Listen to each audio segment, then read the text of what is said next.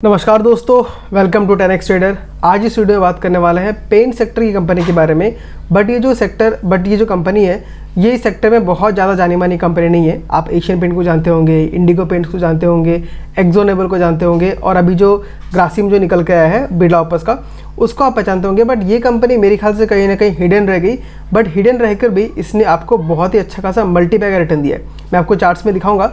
But बात करते हैं कि आखिर एक कंपनी पेंट सेक्टर में आखिर किसको कैटर करती है, मतलब किस सेक्टर में काम करती है ये। तो पेंट सेक्टर में जो मेन जो इसका काम है वो वुड कोटिंग्स में है। यानी कि जब भी कोई फर्नीचर बनता है या आपका कोई वार्डरोब बनेगा या जब भी कुछ काम होगा तो वहाँ पे आपको कोटिंग लगाना पड़ता है, मतलब कलर करना पड़ता है। तो ये जो पेंट लगाना पड़ता है उसके ऊपर, वो आप नॉर्मल पेंट नहीं लगा सकते। मतलब जो वॉल में जो पेंट लगाते हैं वो वहाँ पे नहीं लगता है, वहाँ पे लगता है वुड कोटिंग्स, यानी वुड का अलग से पेंट आता है, उसमें लगाते हैं। तो आपने सिरका नाम जरूर सुना होगा। सिरका मैंने एक्चुअली पहले सुना हुआ था, बट मुझे आइडिया नहीं था कि सिरका जो है ये पेंट में भी काम करता है।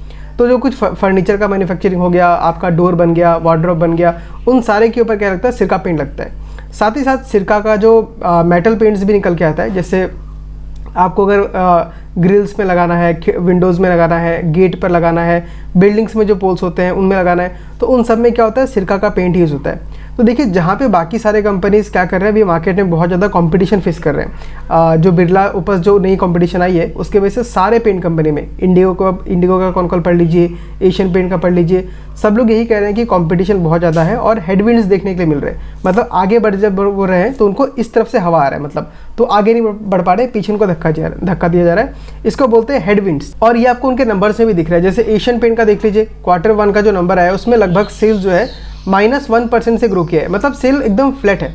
और अगर कॉन्कॉल में भी सुनेंगे तो कंपनी वही बोल रही है कि हम लोग का जो डेकोरेटिव सेक्टर था, जो पेंट जो काम कर रहे थे, जहाँ पे कंपनी कुछ साल पहले बहुत ज़्यादा बुलिश थी कि ये हम लोग का बहुत ग्रो करेगा, वो चीज़ अभी थोड़ा उनको रुकता हुआ नज़र आ रहा है। और कंपनी बोल रही है कि जो इंडस्ट्रियल ग्रोथ है उसमें अच्छा खासा इनको स्कोप दिख रहा है। एशियन पेंट का बात कर रहा हूँ मैं।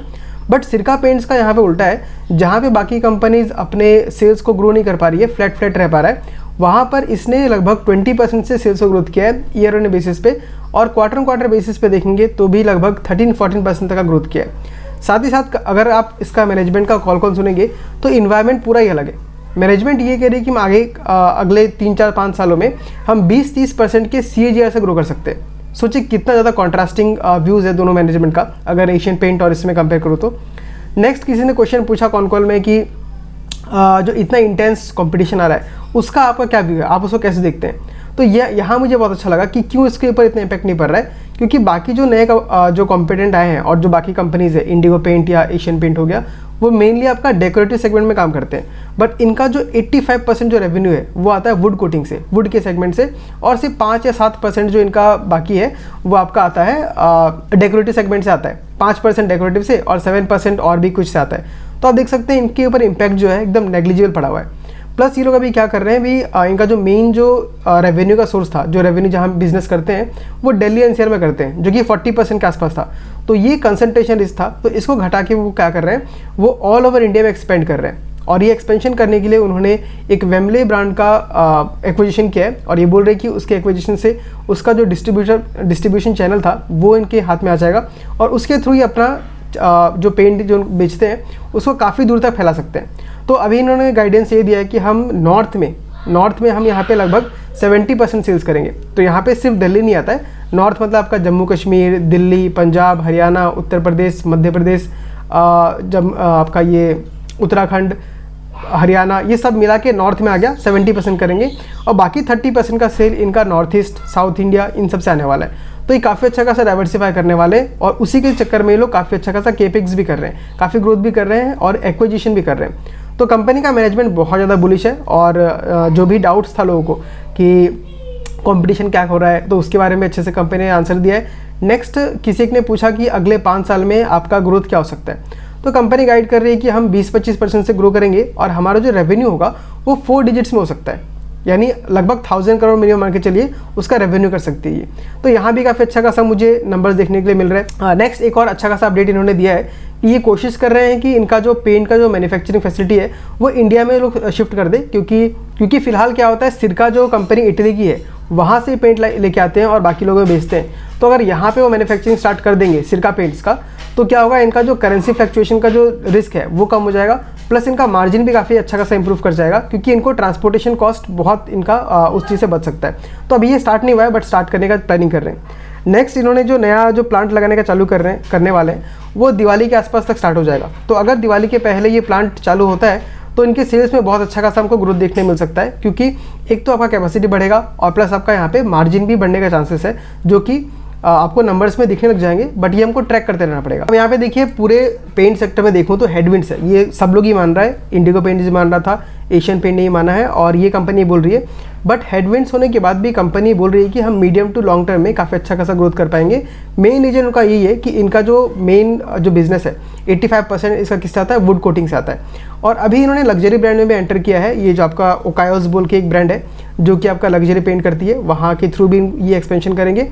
तो कंपनी एक्सपेंशन तो अच्छा खासा कर रही है। नेक्स्ट इनके ऊपर जो इस कंपनी में जो एक मेन रिस्क मुझे नज़र आता है वो है रॉ मटेरियल का, बट ये रिस्क सिर्फ इस कंपनी के लिए नहीं है, वो हर कंपनी के लिए है। तो इनका 40% जो है रॉ मटेरियल वो सॉल्वेंट जो आता है वो क्रूड पे डिपेंड करता है।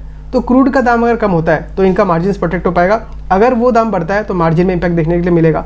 तो जब भी आप पेंट सेक्टर को या किसी कंपनी में इन्वेस्ट करते हैं तो उसका क्रूड ऑयल के प्राइसेस को ट्रैक कीजिए। अगर क्रूड ऑयल का प्राइस बहुत बढ़ता है तो कंपनी के मार्जिन में इंपैक्ट देखने मिल सकता है, और वही चीज़ हमको प्रॉफिट एंड लॉस भी देखने के लिए मिलेगा। नेक्स्ट एक और बात कंपनी ने ये कहा है कि आपका जो पिछले क्वार्टर में जो था वो कंपनी का मार्जिन जो था वो थोड़ा बहुत डिक्लाइन करते हुए नजर आया 1% के आसपास में, यानी कि 19% से 18% के आसपास आ गया था।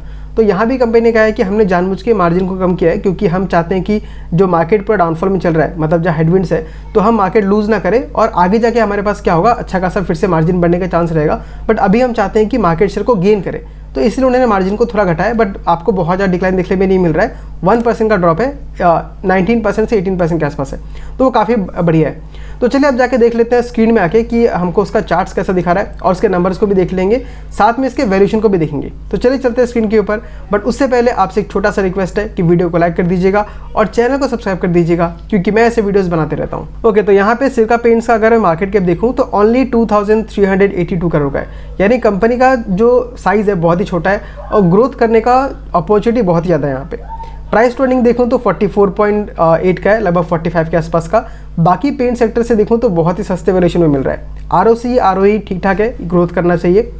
अब यहाँ पे अगर मैं आपको इन्वेस्टर्स पे आके दिखाऊँ तो प्रोमोटर्स के पास लगभग 67% का स्टेक है और एफआईज के पास 5% का स्टेक है, जिसमें से 3% का स्टेक जो इटली वाली जो कंपनी है सिरका, उसने लेकर रखा हुआ है। तो ये सिरका का जो ब्रांड है वो एक्चुअल में इटली वाली जो कंपनी है मेन, उसका ब्रांड है। बस इनके पास एक स्पेशल लाइसेंस है, एक्सक्लूसिव लाइसेंस है, जिसकी वजह से ये इस ब्रांड को लेके इंडिया में, बांग्लादेश में, श्रीलंका में और नेपाल में बेच सकते हैं। तो मान लीजिए जैसे आपका वरुण बेवरेजेस है जो आपका ये पेप्सी के बॉटल्स को बना के बेचती है, उसी तरीके से सिरका भी इटली वाले सिरका ब्रांड का मान लीजिए सब्सिडरी की तरह मान के चल सकते हैं, उसका लाइसेंस लेके रखा हुआ है और वो यहाँ पे बेच सकती है। अगर डीआईएस के पास देखें तो फिलहाल 0% का स्टेक है और पब्लिक के पास 27% का स्टेक है। उसमें भी आप देख सकते हैं आशा मुकुल अग्रवाल बोल के एक है, उनके पास 2.62% है। पिनाली अमर अंबानी के पास 2.92% है। तो शेयर होल्डिंग पैटर्न भी ठीक ठाक ही है। जो शेयर होल्डर्स है, जो मतलब प्रोमोटर्स है, उनके पास एक अच्छा खासा अमाउंट है। नेक्स्ट अगर आप आगे देखेंगे तो कंपनी ने यहाँ पे गाइडेंस आपको क्या दिया है, पहले नंबर आपको दिखाता हूँ। रेवेन्यू फ्रॉम ऑपरेशंस अगर देखेंगे हम लोग यहाँ पे, अगर मैं पिछले क्वार्टर से कंपेयर करूँ तो आपको 13% का ग्रोथ दिख रहा है। जहाँ बाकी कंपनीज 1-2% का ग्रोथ दिखा रही है, वहाँ पे इस कंपनी ने 13% का ग्रोथ दिखाया है। और ईयर ऑन ईयर बेसिस पे देखेंगे तो लगभग 45% तक का ग्रोथ है, बहुत ही अच्छे नंबर है। टोटल इनकम में भी देखो तो वहाँ भी सेम Q1Q बेसिस पे 12% का इंक्रीज़ है और ईयर ऑन ईयर बेसिस पे 42% का इंक्रीज़ है। नेक्स्ट अगर मैं सीधा के आपका ऑपरेटिंग एबिटा देखता हूँ अगर, तो वो भी आपका Q1Q बेसिस पे 18% से ग्रो किया है और वाई ऑन वाई बेसिस पे 60% से ग्रो किया है। अगेन बहुत अच्छा नंबर है। अल्टीमेटली हमको किसी भी स्टॉक में देखना चाहिए EPS, क्योंकि एक शेयर के ऊपर कितना पैसा कमा रहा है, यही मेन चीज़ है। तो वो अगर आके देखें तो क्वार्टर बेसिस पे 0.39% है और ईयर ऑन ईयर बेसिस पे 39% है। तो Q1Q बेसिस पे उतना इंक्रीज़ नहीं कर पाए EPS में, बट बाकी नंबर्स बहुत अच्छे हैं। और लेकिन अगर मैं ईयर ऑन ईयर बेसिस पे देखूँ तो EPS में आपको बहुत अच्छा खासा ग्रोथ दिख रहा है 39% का। और देखिए कंपनी का EPS ग्रोथ कितना है साल दर साल 39% का, और स्टॉक हमको मिल रहा है सिर्फ 44 के PE पे। तो अगर मैं देखूँ तो ये स्टॉक काफ़ी फेयरली वैल्यूड है, 40% के आसपास ग्रो कर रहा है और 40 के प्राइस टर्निंग पे मिल रहा है। और फ्यूचर में जाके अगर कंपनी अच्छा खासा ग्रोथ दिखा पाती है तो इसका ये अगर मैं फॉरवर्ड PE देखूँ तो काफ़ी सस्ता हो जाएगा। अब एक बार देखते हैं कि फ्यूचर में कितना हो सकता है। तो कंपनी ने हमें क्या बोला है कि अगले 3-4 सालों में हमारा जो रेवेन्यू है वो आपको 4 डिजिट्स में देखने के लिए मिलेगा, मतलब 1000 के आसपास। तो अभी कंपनी कितना कर रही है, लगभग 374 करोड़ का रेवेन्यू जनरेट कर पा रही है। तो यहाँ से मोटा मोटा आपका 3 गुना हो सकता है, अगर 1000 करोड़ भी पकड़ता हूँ मिनिमम, तो 3 गुना हो सकता है इसका रेवेन्यू।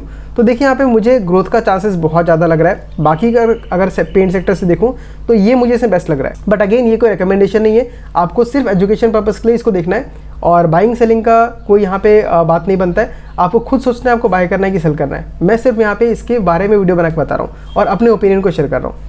तो चलिए फाइनली इसका आगे एक बार चार्ट देख लेते हैं। तो ये देखिए सबसे बढ़िया मुझे चार्ट लगा।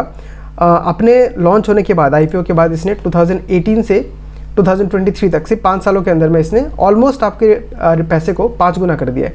आप देखिए 76 से ओपन हुआ था और इसने जो हाई लगाया था 435 का लगाया था। फिर यहाँ पे पूरे पेंट सेक्टर में क्या हुआ, आपको डाउनफॉल देखने के लिए मिला, जो कि इस कंपनी ने भी दिखा। इसने यहाँ पे एक बार ट्राई किया पर ब्रेकआउट नहीं दे पाया और ये डबल टॉप फॉर्म किया उसने। तो देखिए टेक्निकल एनालिसिस बहुत काम करता है, बट साथ में आपको फंडामेंटल भी देखना चाहिए। तो देखिए डबल टॉप बना, यहाँ पे उसका स्टॉक काफ़ी नीचे आया, और अगर मैं हाई से देखूँ तो इसने लगभग आपको 42% का डाउनफॉल दिखाया।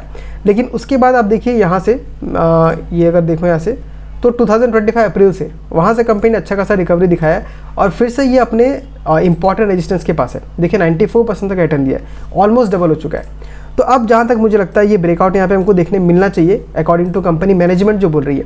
तो देखिए बहुत लोग क्या करते हैं, जो सिर्फ टेक्निकल एनालिसिस करते हैं, वो यहाँ पे बैठ के वेट करेंगे। अगर यहाँ से ब्रेकआउट मिल गया तो वहाँ पोजीशन ले लेंगे, और अगर मान लीजिए ब्रेकआउट सक्सेसफुल नहीं हुआ, वहाँ से फिर नीचे आ गया, तो वो लोग क्या बोलेंगे कि फॉल्स ब्रेकआउट था।